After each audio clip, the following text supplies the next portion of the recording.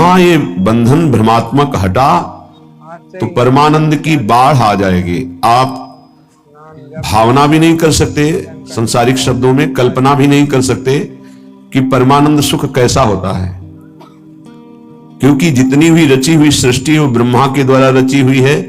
ब्रह्मा के द्वारा रची हुई संपूर्ण सृष्टि त्रिगुणात्मिका माया है। यहां परमानंद की कहीं कोई अनुभूति की बात ही नहीं है। जब तक विषयानंद का त्याग नहीं होगा तब तक परमानंद की अनुभूति नहीं होगी। जब तक ज्ञान नहीं होगा तब तक विषयानंद का त्याग नहीं होगा, या प्रेम नहीं होगा तब तक विषयानंद का त्याग नहीं होगा। बड़ा कठिन है मन और इंद्रियों को प्रभु में लगाना। बातें बना लेना, प्रवचन कर लेना, प्रवचन सुन लेना, वाहवाही इकट्ठा कर लेना, खूब धन एकत्रित कर लेना, खूब नाना प्रकार के भोगों को भोगना, ये कोई खास बात नहीं है। ये स्वाप्निक है, ये एक अच्छा स्वप्न है, लेकिन जब जगेंगे तो खाली हाथ होंगे। स्वप्न का कोई भी वैभव, भोग, सामग्री, परिवार जागृत होने पर कुछ नहीं होता, कुछ नहीं, 100% झूठा। ऐसे ही ये जो ब्रह्मा के द्वारा रचा हुआ संपूर्ण संसार है, जब आप भगवदानंद का जरा भी अनुभव करेंगे तो जेहि जाने जग जाए हेराई, जागे जथा स्वप्न भ्रम जाई। जिस परमात्म तत्व को जान लेने के बाद संसार ऐसे गायब हो जाता है जैसे स्वप्न में नाना प्रकार के पदार्थ, अनुकूल प्रतिकूल, व्यक्ति अनुकूल प्रतिकूल देखा, पर जब जगे तो कुछ नहीं था। उमा कहूं मैं अनुभव अपना, सत हरि भजन जगत सब सपना। ये स्वाप्निक पूरा का पूरा जितना ब्रह्मा ने रचाया, आ ब्रह्म स्तंभ पर्यंतम सर्वम मायामयम जगत, सत्यम सत्यम पुनः सत्यम हरिर्नामयु केवलम। तिनके से लेकर ब्रह्मलोक तक जितना कुछ है ये सब जादू का तमाशा है, माया है। आ ब्रह्म भुनान लोकान पुनरावर्तिनो अर्जुन, हे अर्जुन इसमें मत फंसो।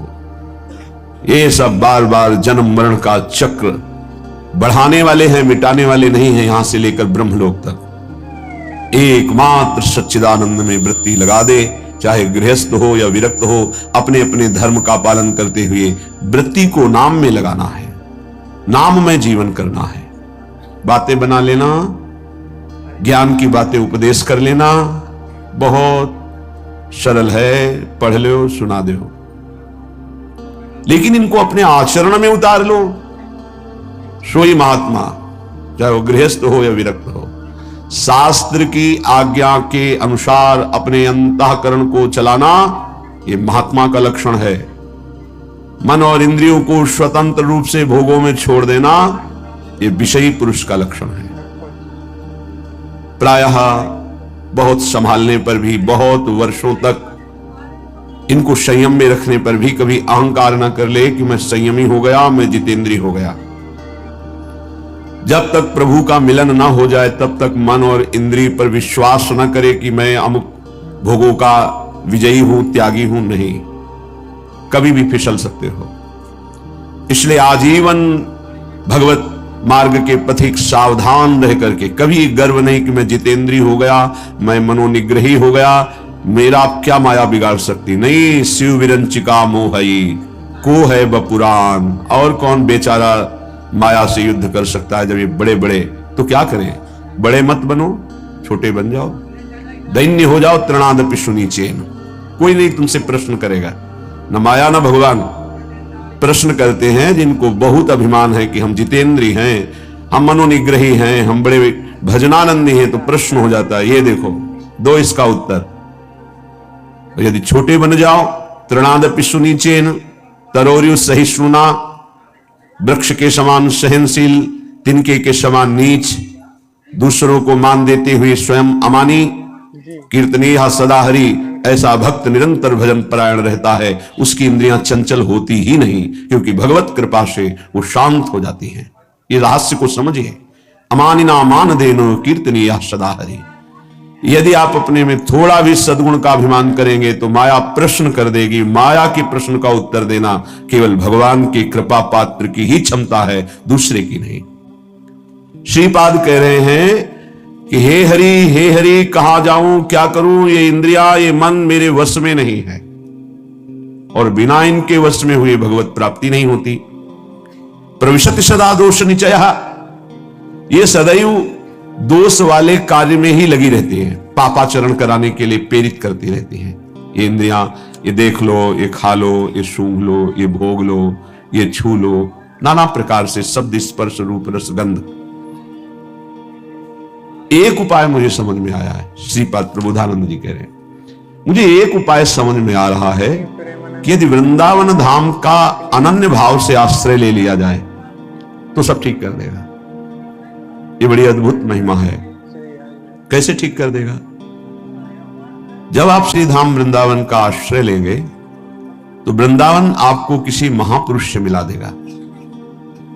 महापुरुषों का दर्शन, संभाषण, उपदेश अमोघस्य। जैसे भगवान का बाण कभी लक्ष्य वेदे बिना वापस नहीं लौटता, जिमी अमोघ रघुपति कर बाना, ऐसे ही जिसको भगवत प्रेमी महात्माओं का संग मिल गया तो देवर्षि नारद जी कहते हैं अमोघस्य, पर शर्त है अगम्य हो, उनका निर्वाह कर पाना कठिन है। 4 दिन श्रद्धा तो कोई भी रख सकता है, लेकिन आजीवन उन पर कभी दोष दर्शन न हो, उनकी आज्ञा का उल्लंघन न हो, धैर्य पूर्वक उनके आश्रित बने रहो। वो प्रभु के द्वारा आपका संबंध कराया गया है। जो हम किसी महापुरुष से मिलते हैं, ये हमारे सुकृत नहीं है, ये हरि कृपा है। जो प्रभु मोहि अनुग्रह कीन्हा, तो तुम आई दर्श हठ दीन्हा। भगवत अनुग्रह से भगवत प्रेमी महात्माओं का संग मिलता है। भगवत प्रेमी महात्माओं के संग से हमारे दुष्संग का नाश हो जाता है। सर्वसंगोपहो हिमाम, जो संत संग है वो समस्त संगों से आपको अलग करके एकमात्र श्री भगवान में आसक्ति प्रदान कर देगा। इसीलिए श्रीपाद कह रहे हैं आप श्री धाम वृंदावन का अनन्य आश्रय ले लो। वास सब कोई नहीं कर पाएगा। यहां का वास करना वही फल जो वास करने से मिलता है, आश्रय से मिल जाएगा। आश्रय ले लो तो आपको पता नहीं कौन महापुरुष है। संत महापुरुषों की पहचान केवल भगवान जानते हैं, या उसी कोटि का महापुरुष हो तो जानते हैं, अन्यथा नहीं। तो श्रीधाम वृंदावन महापुरुषों की खेती है। जैसे गन्ने की खेती, एक से एक गन्ना, ऐसे ही खेती है। प्रेम खेत इसे कहा गया है। अद्भुत खेत महामनमथ को, महामनमथ महाप्रेम को कहते हैं। काम भी मन को मथता है, इसलिए उसे भी मनमथ कहा गया है। और प्रेम भी मन को मथ करके, निर्विकार करके प्रियालाल में कर देता है, इसलिए इसको भी मनमथ कहा गया है। प्रियालाल की लीला गायन में जहां मनमथ शब्द आवे, काम शब्द आवे, तो उसका अर्थ सीधा प्रेम होता है। और संसार के संबंधों में अगर प्रेम भी शब्द कहा जाता है तो काम ही है। देह भाव को लेकर जो भी राग होता है उसे चाहे प्रेम कहो, आसक्ति कहो, काम कहो, मोह कहो, वह विशुद्ध अनुराग प्रेम सार्थक होता है स्वरूप में, आत्म तत्व में, देह में नहीं। आत्माओं की परम आत्मा जिसे परमात्मा कहते हैं, ईश्वरों के परम ईश्वर जिन्हें कहते हैं, वो हमारे प्रभु नित्य बिहारी श्री लालजू महाराज हैं। उपासक को जब साधु संग मिले तो समझ ले हमारे इस संसार चक्र का अंतिम जन्म है। इसीलिए भगवान ने कृपा करके हमें साधु समागम दिया है। अध्यात्म का प्रभाव तभी पड़ता है जब ना अर्थ लिया जाए और ना अर्थ दिया जाए। अर्थ लेने की भावना से अध्यात्म का उपदेश देने पर रंग नहीं चढ़ेगा, और अर्थ देकर के अब अध्यात्म सुनने से अर्थ की प्रधानता होने के कारण, रजोगुणी वृत्ति होने के कारण, दैन्यता ना होने के कारण वो उपदेश को ग्रहण नहीं कर पाएगा। जिसके हृदय में केवल भगवत प्राप्ति लक्ष्य है, केवल भगवदानंद लक्ष्य है, उसी लक्ष्य को रख करके चर्चा की जाए।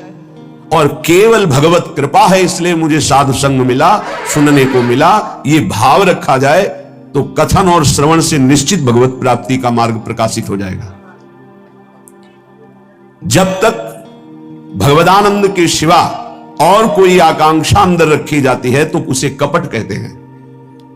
यदि कपट रख करके अध्यात्म की चर्चा की जाए तो उसका कोई प्रभाव न कथन करने वाले पे पड़ता है, न श्रवण करने वाले पे पड़ता है। चौथी भगति मम गुणगन करई कपट तजी गान। ये जो भगवत चर्चा है, स्वांता सुखाय तुलसी रघुनाथ गाथा, ये आत्म सुख के लिए गान की जा रही है।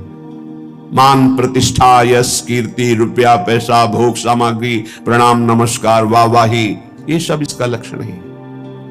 अगर ये लक्ष्य है तो प्रभाव नहीं पड़ेगा, न कथन से न श्रवण से। यदि भगवत आनंद लक्ष्य है तो श्रवण सुनत प्रापक रति राधा पद अम्बुज सुकुमार, सुनने मात्र से प्रियालाल के चरणों की प्रीति हृदय में प्रकाशित हो जाएगी। गावत श्रवणन सुनत सुखाकर विश्व दुरित दवनी, गायन करने से श्रवण करने मात्र से संपूर्ण विश्व के पाप नष्ट हो जाएंगे। कोई भी कहीं भी हो, यदि वो कान में भगवत चर्चा सुन ले तो श्रवण द्वार जाकर हृदय के संपूर्ण मलिनताओं का पापों का ये शब्द नाश कर देंगे।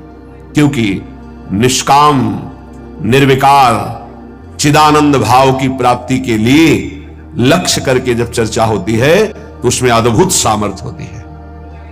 इसीलिए श्रीपाद करें आप वृंदावन आ जाओ, एक दिन के लिए ही आ जाओ, इस रज में बैठकर चर्चा सुनो, तुम्हारे हृदय में निश्चित कोई न कोई शब्द अपना अधिकार कर लेगा। और एक शब्द पकड़ लिए पूरे सत्संग में तो आपके जीवन का परिवर्तन हो जाएगा पक्का।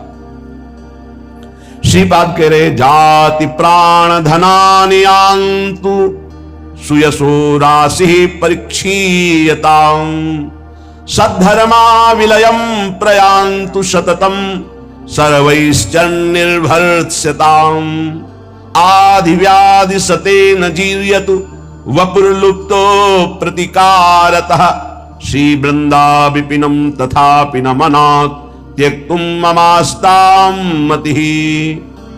न तुम्हारी जाति काम में आएगी, न तुम्हारे प्राण किसी काम के रहेंगे, न तुम्हारा धन तुम्हारे साथ जाएगा, न तुम्हारा परिवार, सब यही छूट जाएगा। देखो जो पंचभूत हैं वो सबके एक ही हैं, पंचभूतों से बना हुआ है शरीर, जैसे हमारा वैसे ही आपका। इसमें कोई घटा बढ़ी नहीं है कि 80% हमारा 75% आपका 100% उनका, ऐसा नहीं। 100% पंचभूतों से जैसे ये बना है ऐसे आपका बना है, और 100% जैसे हमारा भगवान का अंश स्वरूप है आत्मा, वैसे ही आप सबके, किंचन मात्र कोई अंतर किसी से नहीं। ये जो विविध प्रकार के धर्म, लोक धर्मों की व्यवस्था की गई है वो भगवत प्राप्ति के लिए की गई है। एक दूसरे पर घृणा नफरत लड़ाई झगड़ा ऊंच नीच इसके लिए नहीं की गई। एक लोक धर्म है। पर जब आप भागवत धर्म में स्थित होने की बात सोचेंगे तो तेज लोक धर्मान, श्री भगवान ने ही संपूर्ण सृष्टि की रचना की ब्रह्मा जी के रूप में, उन्होंने ही सारी व्यवस्था की युग धर्म के अनुसार। वही भगवान श्री राम जो हरि हैं, जिनके नाभि कमल से ब्रह्मा प्रकट हुए, सबरी जी के सामने बैठे कुश की चटाई पर, बड़े बड़े योगियों के द्वारा पावन किए हुए हृदय कमल में जिनका पधारना कठिन होता है, सबरी माई के सामने बैठे हुए। कौन है सबरी मैया? सब दंडकारण्य के ऋषि, बड़ा ऐसा मतंग ऋषि सबरी की भावना को पहचाना और अपने पास में कुटिया बनाई और कहा बेटा तुम निश्चिंत होकर यहां भजन करो। ये बड़े बड़े ब्रह्म ऋषि जन क्यों नहीं समझ पाए सबरी जी को कि इतनी उच्च कोटि की महान भक्ता है? क्योंकि उन्हें अपने ब्रह्मणत्व का, अपने तप का, अपने साधन का ब्रह्मणत्व है। ये भगवान किसी की भी कुटिया में नहीं गए, किसी की तरफ देखा नहीं, उनकी तरफ देखा जो सबरी जी पर भाव रखते थे, तो उनसे पूछ लेते थे कि सबरी मैया का आश्रम किधर है। संभाषण कर लिया, देख लिया, आश्रम किसी के नहीं। और जो ऐसा सोचते थे कि मैं तो इतने हजार वर्ष से तप कर रहा हूं, भगवान तो मेरे यहां आएंगे ही, भगवान ने देखा भी नहीं, संभाषण भी नहीं किया। आश्चर्य है, भगवान सबरी जी के सामने कुशासन में बैठे हुए। सबरी जी एक एक बेर भगवान को दे रही है, जो रोज भाव से चयन करती थी। भगवान उसे बखान बखान के पार है। फिर भगवान सबरी जी की स्तुति करते हैं। जो नवधा भक्ति है वो उपदेश नहीं, क्योंकि भगवान के सामने ही प्रेमाग्नि में शरीर को भस्म करके वो भगवत धाम जा रहे, तो उपदेश दिया जाता है जो आचरण करे। सबरी जी में तो संपूर्ण प्रेम लक्षणा भक्ति का प्रादुर्भाव हो चुका है, जो नवधा भक्ति के बाद होती है। भगवान ने उसमें कहा कि जाति पाति कुल कर्म बढ़ाई, ये सब मुझे ये कोई रिझा नहीं सकता, मैं अमुक हूं, मैं अमुक हूं, मैं मानो एक भगति कर नाता, एकमात्र मैं भक्ति का नाता मानता हूं, और वो किसी के अहोवत्सो पचतो गरियांग जिभ्या के वर्तते नाम तुभ्यम, वो चांडाल भी जगत पूजनीय हो जाता है जिसकी जिभ्या पर भगवत नाम हो। जो भगवान का भक्त हो, चरणोदक लेकर पीना चाहिए, वो चाहे स्वपच हो, चांडाल हो, किसी भी कुल में जन्मा हो। और जो भगवान की भक्ति से विमुख है, वो कोई भी हो, वो इस सच्ची मानो वही स्पर्श करने योग्य नहीं है जो भगवान से विमुख है, और जो भगवान के सन्मुख है वही सर्व पूजनीय सर्व वंदनीय है। ये केवल एक मर्यादा बनाई गई लोक व्यवहार के संचालन के लिए। सत्य वस्तु ये है कि जो ये शरीर है वही सांप के शरीर है, जो ये आत्मा है वही सांप की एक आत्मा है। इतना भी भेद नहीं, इतना भी अंतर नहीं है। जैसे छोटा भाई बड़े भाई के चरण छूता है तो वो महान नहीं हो गया है, वो नीच नहीं हो गया छोटा भाई, वो बड़ा महान नहीं हो गया। एक मर्यादा है लोक व्यवहार की। तत्वतः दोनों में एक ही आत्म तत्व है, दोनों के एक ही पांच भौतिक शरीर से निर्माण हुआ। ये जो जाति है, जो शरीर है, जो प्राण है, जो धन है, जो परिवार का संबंध है, ये केवल लोकवत है। एक ऐसे चंद दिनों में सब छूट जाएगा। ना ये पहले मिला था, ना ये बाद में रहेगा, ये बीच में कुछ समय के लिए, जिसे तुम बहुत लंबा समय समझते हो, 70 वर्ष 80 वर्ष, ये कुछ नहीं है। विचार करके देख लीजिएगा। श्रीपाद कह रहे ये सब नष्ट हो जाएगा, छूट जाएगा। जिसलिए आए हो खास बात उसको तुम भूल गए हो।